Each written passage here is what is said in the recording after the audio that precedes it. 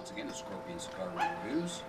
Today I will be smoking the Cornelius and Anthony Daddy Mac. This was gifted to me by my good friend Victor Esposito. Thank you very much, Victor. This cigar is made in Nicaragua. It has a Brazilian wrapper, Ecuador binder, and Nicaraguan fillers. This is a 6x52 Toro. Factory is in Esteli, Nicaragua.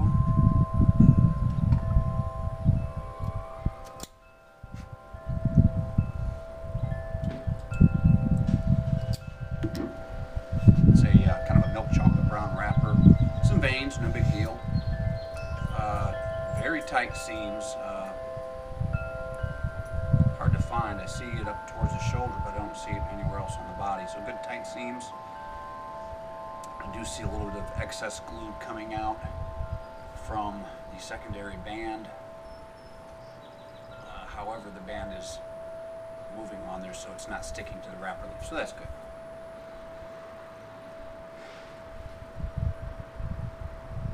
Slightly spicy, but not real spicy. In fact, there's a hint of sea air, a little bit of shellfish, grains, bread dough, cocoa, subtle hints of barnyard. Smells nice. Pretty light draw. Once again, some subtle barnyard notes. Slight bit of spice. Subtle hints of leather. Alright, so let's get this toasted up.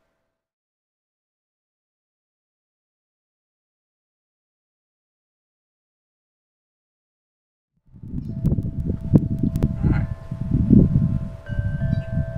Getting a little bit windy. It's a little bit hard to light it.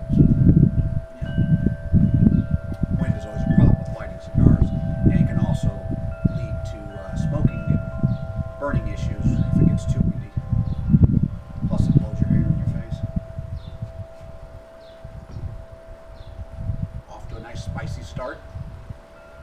Good peppery retro hail.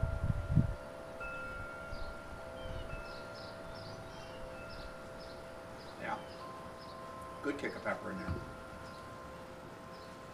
Very spicy. Alright, I'm going to continue smoking this and I'll come back somewhere in the first third. See you in a bit.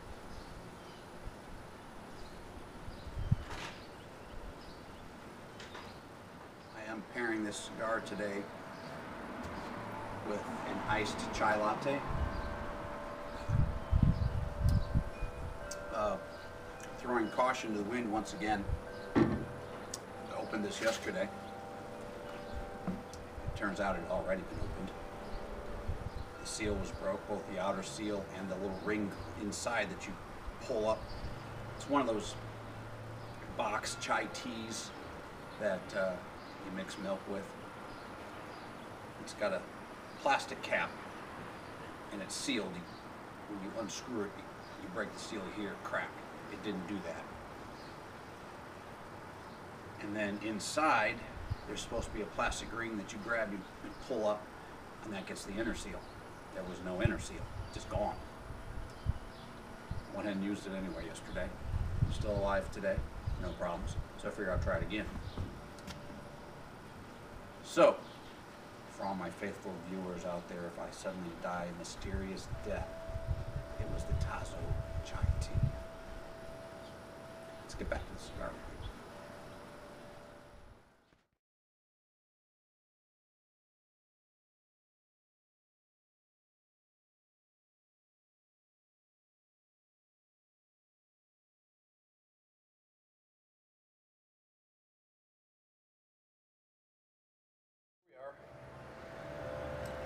First third. As you can see, I've had to move, go around the corner. It was a little too windy. Just blowing the ash out of the ashtray, and just I feared it would negatively impact the burning of the cigar, which I'm sure it would have. Tap off. ash holds on in about 3/4 inch or so chunks and starts looking a little loose, so I tap it off, and I think it was a good move on my point to go ahead and tap off. Otherwise I'd be wearing it a couple times by now. I don't think it's going real well with the iced chai latte.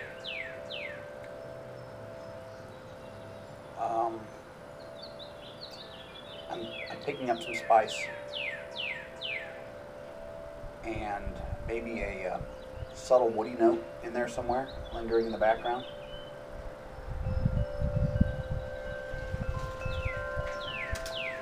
But yeah, the chai latte is definitely masking some of the nuances of the cigar. However, I have it and I'm going to drink it. We don't always make good choices when pairing cigars with whatever we're drinking. I may have been better off just grabbing a water. However, I wanted a nice chai latte and I wanted a cigar. So that's what I've got.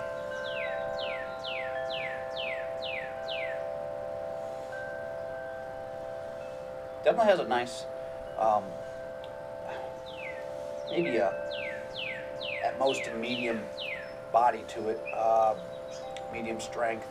That pepper kick is not nearly as strong as it was when I first lit the cigar. It was pretty potent right in the beginning. It's really mellowed down, and that woody note started to come in. Kind of lingers, as does the spice. But that spice may be from the iced chai latte, because it's still there. And it's more reminiscent of the drink than what I was getting from the cigar. The cigar had almost a vegetal spice, maybe a cayenne or jalapeno, somewhere in between there. And then it also had a little bit of a mineral spice to it, but both were very subtle and they were intermingled. And they're still there, just pretty subtle. I'll continue smoking this. I'll come back somewhere in the second, third and see what happens. See a bit.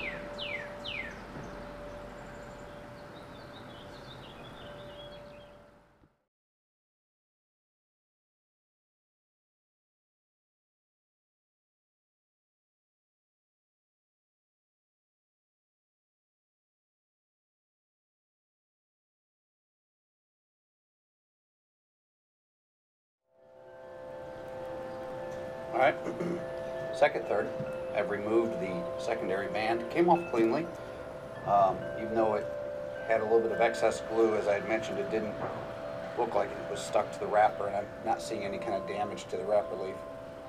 And the primary band, same way, I can see a little bit of excess glue, but it's the band is moving and it's not grabbing the cigar, so we're going to be good to go there when it's time to remove that band.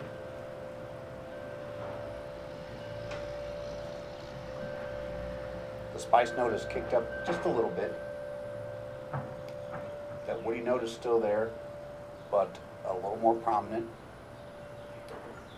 And that pepper note is hitting further back in the palate, in the back of the throat. So it's not just the chai latte that I'm drinking. It's actually from the cigar.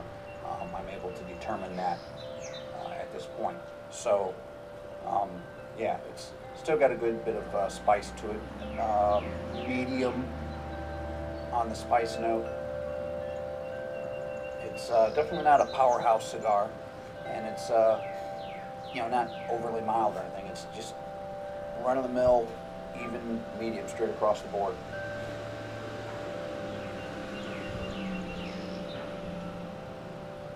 Retrohale produces a nice pepper note. And then on the rear of the palate, there's a, how would I describe it?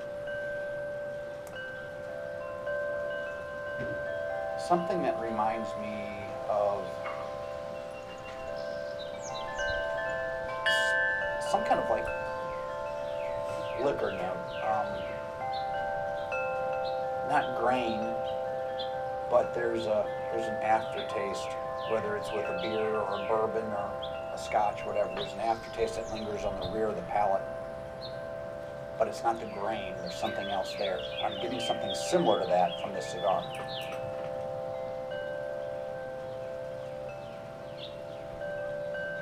Not quite sure what it is.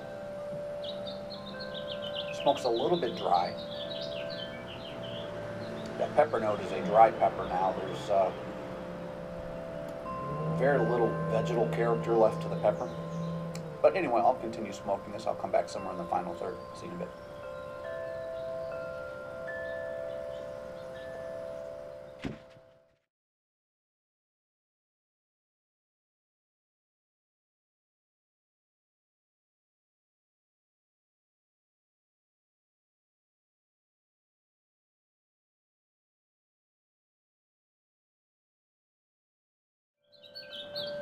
Here we are in the final third.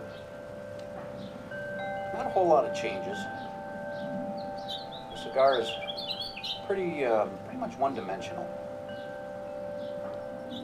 Still has that spice note. Still has a little bit of that woody note.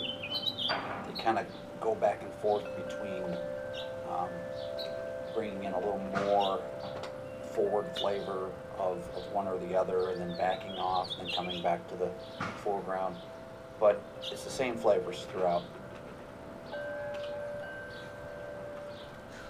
One of the things about living in the city is it's much noisier than when I lived out in the country on the mountain. But the only thing I had to deal with up on the mountain were sounds of the birds, the wind, occasionally a gunshot off in the distance from a hunter or something. Here in the city, I've got construction across the street, trucks going up and down the street, cars, lawnmowers, people talking, and joggers and bicyclists, and just all kinds of sounds. It's quite noisy here.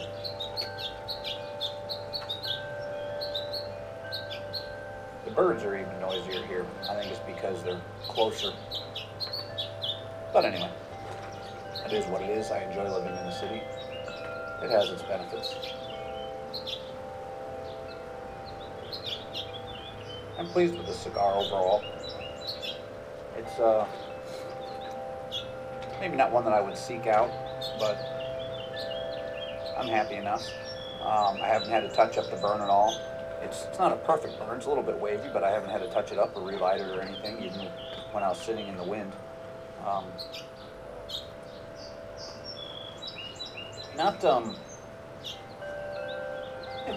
don't really have a whole lot to say about the cigar. It's pleasant enough, but maybe not my flavor profile. One-dimensional, as I mentioned. I'll continue smoking this. I'll come back in the nub with my final thoughts and impressions and the score. See you in a bit.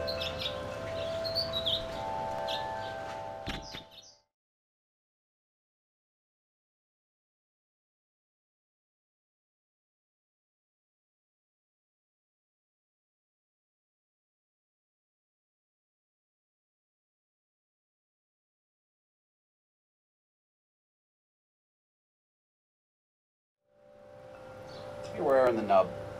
First off, let me say, I have to make a correction. I think in the beginning of the video I said this was a 6x52. It's actually 6x50 Toro.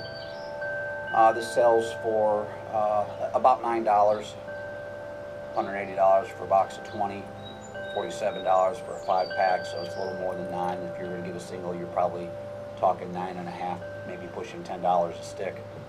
I don't think it's worth that much. I've had cigars at half the price that were better, but it's not always about that. For the money, yeah, it's not outrageous,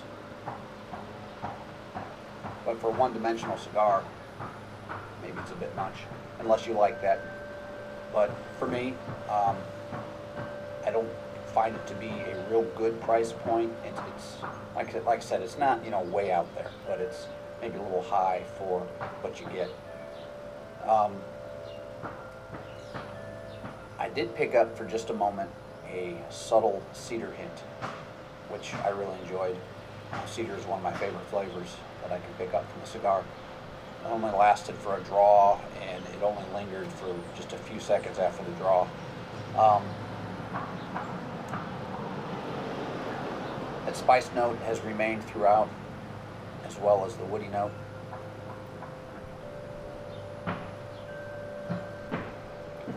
No issues with the burn. Who would I recommend this cigar to? Probably just about anybody, really. A novice could maybe appreciate that there's not so much going on with the cigar that they may feel overwhelmed. There's not a whole lot that you would need to pick out.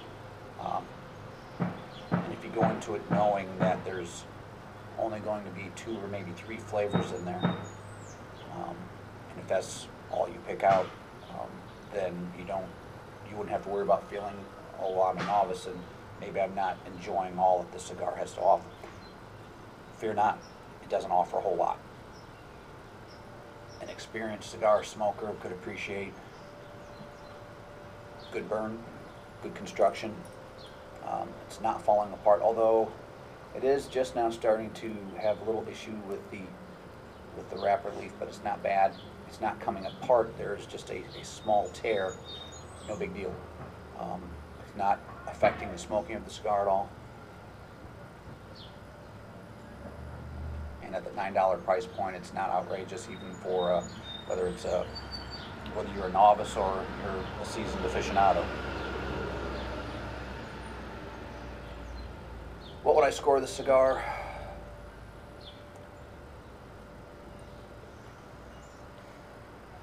Maybe 88 max.